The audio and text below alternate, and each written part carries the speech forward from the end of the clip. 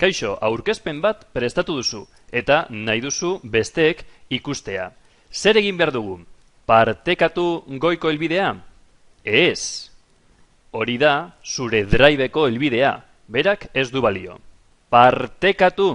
Sakatu ondoren, ez da ere, ze artxiboa partekatuko duzu, aurkezpen osoa partekatuko duzu, baina zuk bakarrik besteek ikustea nahi duzu.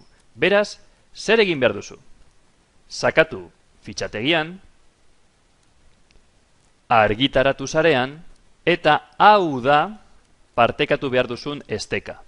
Aurkezpena pribatua bada, gerta daiteke, hau agertzea. Beraz, lehenengo pausoa sakatu argitaratu, eta orain, hau da, bidali behar diezun esteka. Kopiatu eta begira. Itxasten baduzu, haiek pantalla osoan ikusiko dute zure aurkezpena. Haiek gero, aurreratzeko, ikusteko diapositiba guztiak, edo, play sakatzean, zuk nahi duzun abiaduran aldatzeko diapositibak. Eta zein izango da abiadura hori?